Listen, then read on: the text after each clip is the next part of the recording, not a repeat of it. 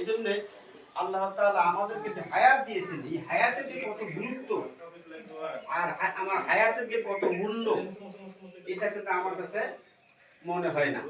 কোটি কোটি টাকার সম্পদ আমার আছে, এই সম্পদের মালিক আমি, কিন্তু যতক্ষণ পর্যন্ত আমার হায়াত আছে ততক্ষণ পর্যন্ত আমি এই সম্পদের মালিক। আর যদি আমার হায়াত না থাকে তাহলে এই সম্পদের মালিক কিন্তু আমি না, আমার ওয়ারিস। আমার জীবন চলে যাওয়ার পরে, আমি মারা যাওয়ার পরেই যদি আমার লাশটা উপরে থাকবে আর আমার সম্পদগুলা আমার ওয়ারিসগুলো বন্টন করে নেবে, আমার বাধা দেওয়ার মতন কোনো শক্তি থাকবে না। যে তোমরা আমার সম্পদগুলা বন্টন করে নিও না, আমার সম্পদগুলো তোমরা, আমার সম্পদ তোমরা কিভাবে বন্ধন করে নিচ্ছ? আমি তো আসি, আমার লাশ করে থাকলো তার সম্পদ বন্ধন করে নিচ্ছ, এখানে আমার কোনো দাবি দাবা থাকবে না।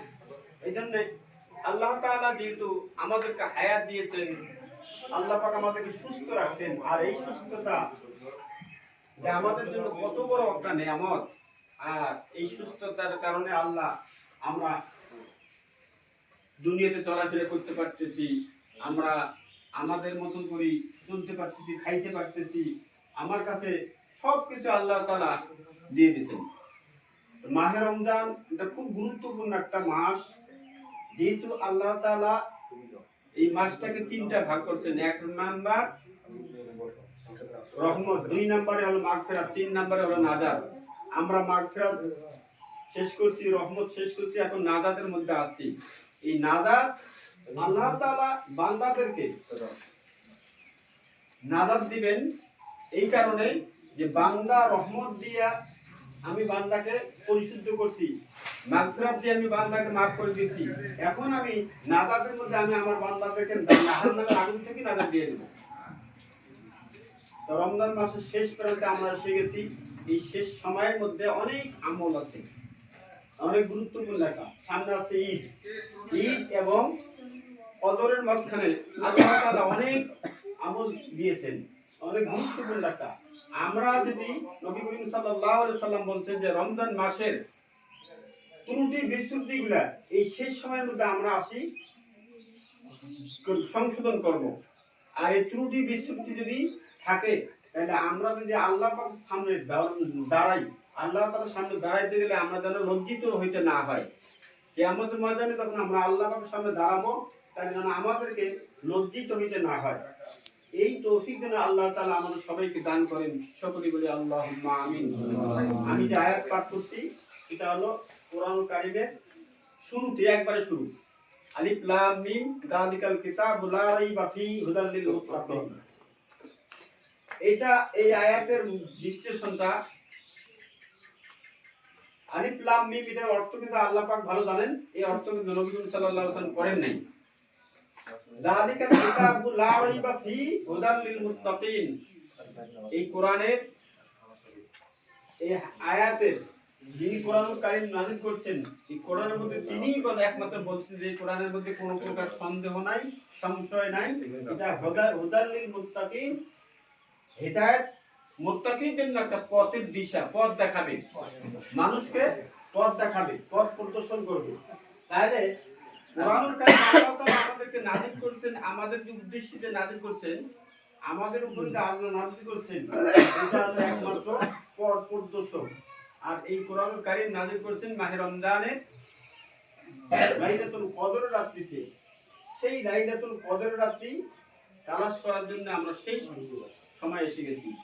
তো আল্লাহ তাআলা বলেন হুদাল লিল মুত্তাকিন আল্লাযীনা ইউমিনুনা বিল গায়বি ওয়া ইউকিমুনাস সালাতা ওয়া মিম্মা রাযাকনাহুম ইউনফিকুন। এখানে তিনটা কথা আল্লাহ পাক তিনটা নির্দেশ দিয়েছেন। এক নাম্বার, গায়েবের প্রতি আমাদেরকে বিশ্বাস করতে হবে। গায়েব আল্লাহকে দেখা যায় না, জান্নাত দেখা যায় না, জাহান্নাম দেখা যায় না, আমরা কবর আযাব দেখতে পারি না। এই জন্য গায়েবের প্রতি আমাদেরকে ঈমান আনতে হবে, বিশ্বাস করতে হবে। যদি আমাদের গায়েবের প্রতি ঈমান থাকে, বিশ্বাস থাকে, তাহলে অবশ্যই আমরা ইবাদত বন্দেগীতে আমার মন বসবে, ইবাদত বন্দেগীতে আমার ভালো লাগবে। গায়েবের প্রতি যে আমার ভালো লাগে, আসলে আমাদের কিন্তু ভিতরে ভয় আসে না। ইবাদত করি কিন্তু আমাদের ভিতরে ভয় কম আসে। ইউমিনুনা বিল গায়বি ওয়া ইউকিমুনাস সালাতা ওয়া মিম্মা রাযাকনাহুম ইউনফিকুন। এখন আল্লাহ পাক বলছেন যে গায়েবের প্রতি ঈমান আনার পরেই আপনার উপরে নামাজ পড়া ফরজ। নামাজ ফরজ, তোমাকে নামাজ কায়েম করা লাগবে। তৃতীয় নম্বরে হলো আপনাকে আমি যে রুজি দিয়েছি, আপনাকে আমি যে সম্পদ দিয়েছি, সেটার থেকেই আল্লাহর রাস্তায় কিছু ব্যয় করতে হবে। আল্লাহ পাক কি বলছেন? এক নাম্বার গায়েবের প্রতি ঈমান আনা, আল্লাহ পাকের ভয় ভিতরে আনা। দ্বিতীয় নাম্বার হলো নামাজ কায়েম করা। তৃতীয় নম্বরে হলো আল্লাহ পাক আমাকে যা দিয়েছেন, যে সম্পদটুকু দিয়েছেন, যে রুজি দিয়েছেন, তার থেকে আল্লাহ রাস্তায় কিছু ব্যয় করতে হবে। এটা আল্লাহর হুকুম, আল্লাহর নির্দেশ। তো সেই নির্দেশ মোতাবেক আমরা যদি এই যে ঈদুল ফিতর, এটা হলো দান খয়রাতের মাস। বেশি বেশি যারা দান করবে তাদের আমল নামায় আল্লাহ তাআলা বেশি বেশি সওয়াব দিবেন। এরপরে আছে সদকাতুল ফিতর আদায় করা, তারপরে যাকাত। ইন্নামাস সাদাকাতু লিল ফুকারা'i ওয়াল মাসাকিন ওয়াল আমিলিনা 'আলাইহা ওয়াল মুআল্লাফাতি কুলুবুহুম ওয়া ফির রিকাবি ওয়াল গারিবিন ওয়া ফি সাবিলিল্লাহি ওয়া ইবনিস সাবিল ফারিদাতাম মিনাল্লাহ আল্লাহু আলিমুন হাকীম।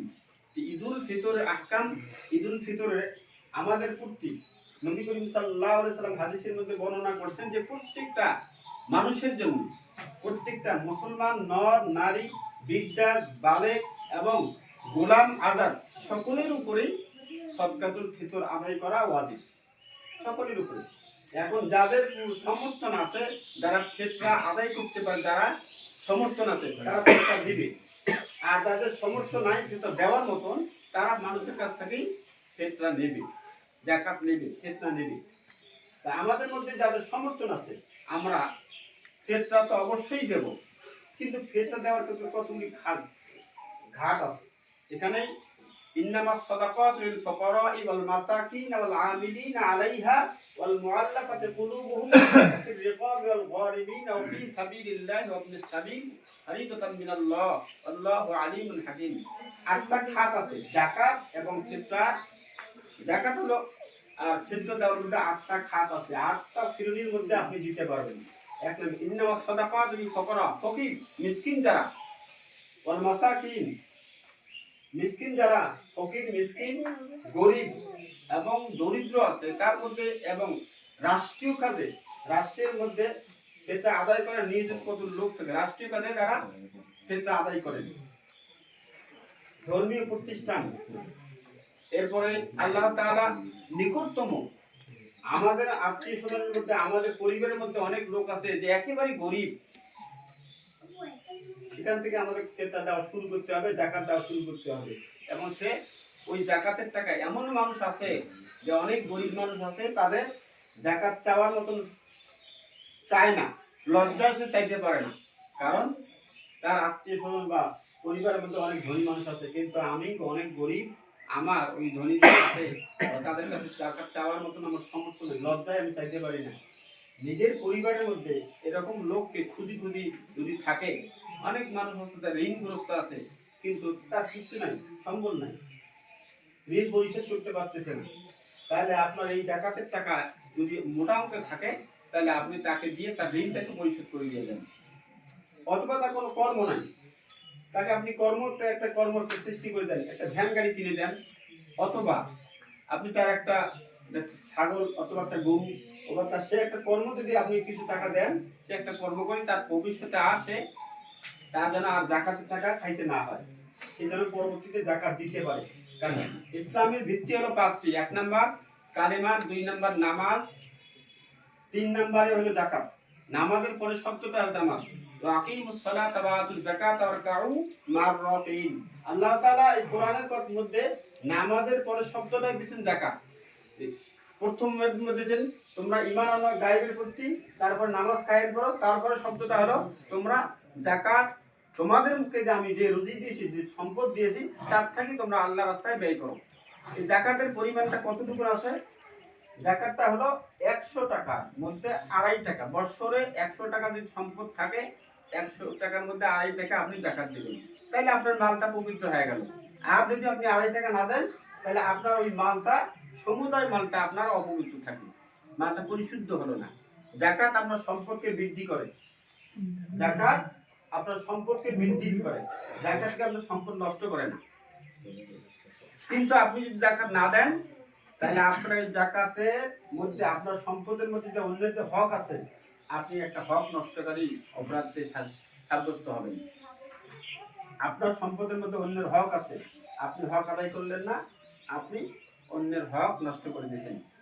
আমার এই স্যার একদিন একটা কথা বলছিলেন, কথাটা কিন্তু খুব গুরুত্বপূর্ণ কথা, আমাদের খুব ভালো লাগছিল। এই কথাটা হলো, যাকাত ইসলামের ভিত্তি হলো পাঁচটার মধ্যে যাকাত একটা ইসলামের ভিত্তি স্তম্ভ। আমরা নামাজ পড়ি, নামাজের বয়ান খুব শুনি, রমজান মাসে রোজার বয়ান খুব শুনি, রোজা ফরজ, রোজার বয়ান আমরা খুব শুনি, ফজিলত শুনি, অনেক ফজিলত শুনি।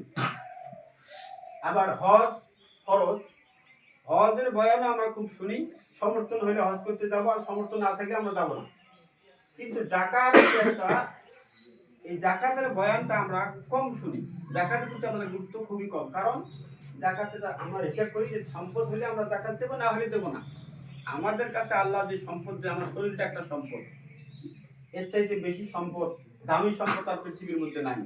আমাকে যদি আল্লাহ সুস্থ না রাখতেন, তাহলে আমি চাকরিতে আসতে পারতাম না। আমার শরীর আছে, আমাকে সুস্থ আল্লাহ দিয়েছেন বিধায় আমি চাকরি করতেছি, তাহলে আমার শরীরটা একটা সম্পদ। তাহলে আমার শরীরের এই সম্পদের তো যাকাত আছে।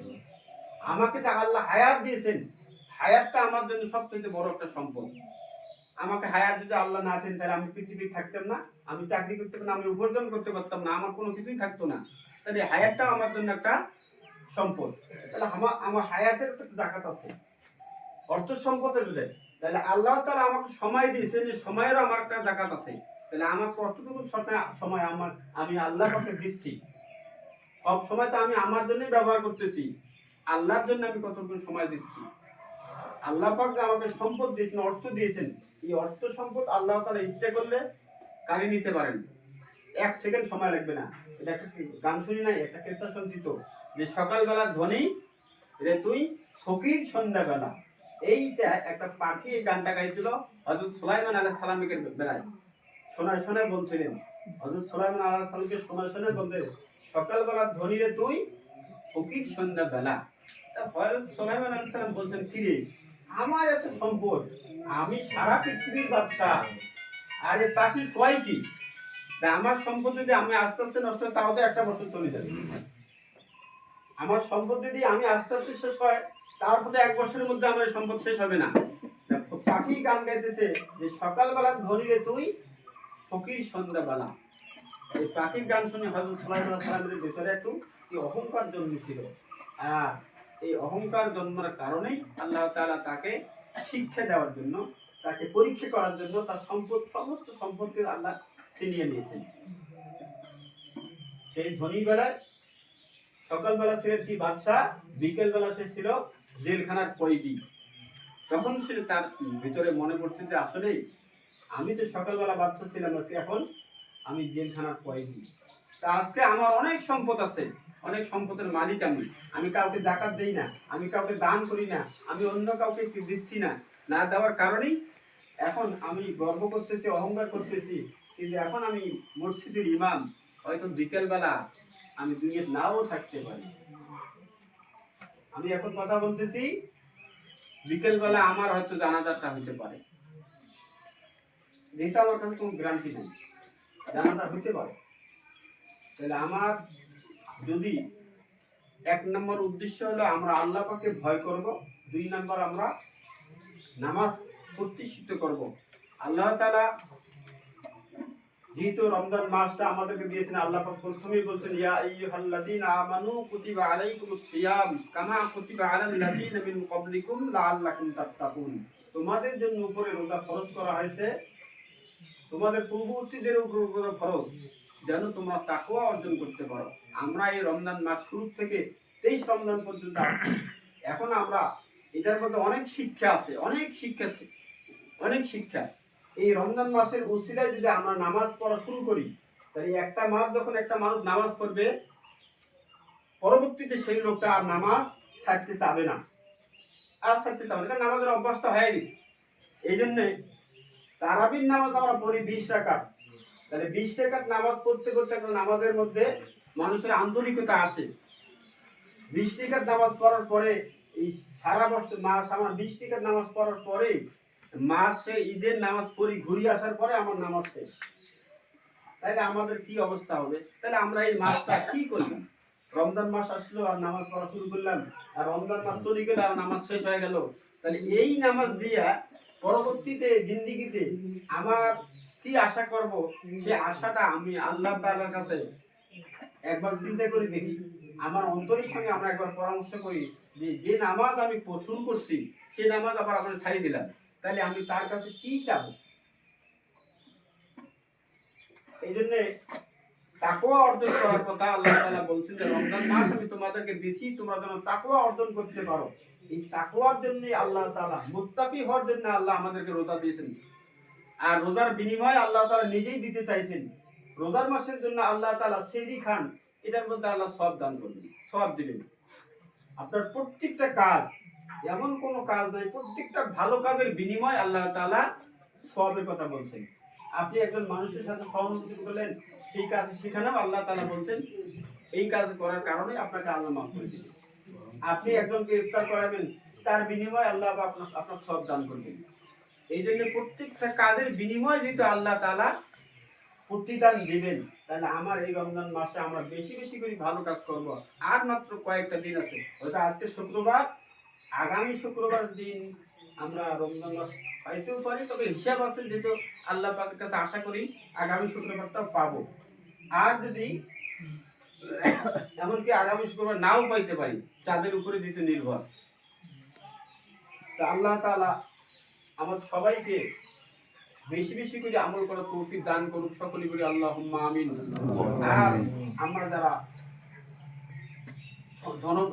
অর্থ সম্পদ আমাদের যাদের আছে, আমরা যেন সদকাতুল ফিতর আদায় করি, এবং যাকাত যাদের উপরে দেওয়ার মতন সামর্থ্য আছে আমরা যেন হিসাব করি যাকাতটাও আদায় করি। কারণ যাকাত একটা ফরজ, এটা আল্লাহ তাআলা আমাদের চিন্তা করতে হবে। আমরা নামাজ পড়ি, ফরজ আদায় করি, রমজান মাসে রোজা রাখলাম, ফরজ আদায় করলাম, হজ যদি আমাদের সম্পত্তি থাকে হজ আদায় করে ফরজ আদায় করলাম, আল্লাহ পাকের প্রতি ঈমান আনছি। কিন্তু যাকাত যে ফরজ, আমি যাকাত দিতে পারি না, তাহলে আমি একটা ফরজ আদায় করতেছি না, আমি আল্লাহর হুকুম একটা আদায় করতেছি না। একটা ফরজ, যাকাত একটা ফরজ ইবাদত, আমি যাকাত দিতেছি না, আমি ইবাদত মানে একটা ফরজ আল্লাহ পাক ছাড়িয়ে দিচ্ছি। এই একটা ফরজ যদি আমি ছাড়িয়ে দিতে, আমি সারা এই কথাটা বলছিলেন, এই কথাটা পরে আমি চিন্তা করলাম কথা তো ঠিক। আমার নুসরাত স্যার বলছেন যে আপনার উপরে যাকাত, আল্লাহ পাক যাকাত, ইসলামের 5টা ভিত্তি, 5টার মধ্যে আমি 4টা পালন করতেছি আর একটাকে আমি পালন করতেছি না। তাহলে একটা যদি ইসলামটা হলো 5টা খুঁটির উপরে নির্মাণ, 5টা খুঁটির উপরে একটা ঘর যদি 5টা খুঁটির উপরে থাকা হয়, একটা খুঁটি যদি না থাকে তাহলে ওই ঘরে একটা সাইড থাকলো না, ঘরটা পড়ে গেল। তো ইসলাম 5টা খুঁটির উপরে, যাকাত আমাদের উপরে ফরজ, কিন্তু যাকাত আমাদের সবাইকে চেষ্টা করতে হবে যাকাত যেন আমি দিতে পারি। তাহলে যাকাত দিতে পারলে আমি একটা ফরজ আদায় করলাম, আল্লাহ পাকের হুকুম আমি পালন করলাম। তাই প্রত্যেকেই হয় যাকাত খাবে আর নাহলে যাকাত দেবে। আমরা যাকাত খাবো না, আমরা যাকাত দেবো না, মাঝখানে থাকলাম, তাহলে এটার অর্থটা কি? এর তো কোনো অর্থ আসে না। হয় যাকাত যাদের সমর্থন নেই তারা যাকাত দেবে, খাবে, আর যাদের সমর্থন আছে তারা যাকাত দিবে। এই তো ফরজ আদায় হয়ে গেল। যাকাত কিন্তু একটা খুব গুরুত্বপূর্ণ। নামাজের কথা যেখানে আল্লাহ তাআলা বলেন, তার পরের শব্দতে আল্লাহ তাআলা ওয়াকিমুস সালাতা ওয়া আতুজ যাকাত, ওয়াকিমুস সালাতা ওয়া আতুজ যাকাত বিভিন্ন জায়গায়। নামাজের কথাটা আল্লাহ তাআলা কোরআন শরীফের মধ্যে 82 বার যাকাত বলছেন। এই কোরআন আর যাকাতের কথাটাও আল্লাহ তার চেয়ে বেশি বলছেন। তাহলে আমরা যাকাতের ব্যাপারে খুব গুরুত্ব দেব, কারণ যাকাত এটা শুধু সম্পদ বৃদ্ধি করে, আমার সম্পদগুলোকে পবিত্র করে, এবং অন্যের হক আমার কাছে যে আছে এই হকটাও আমি আদায় করে দিচ্ছি।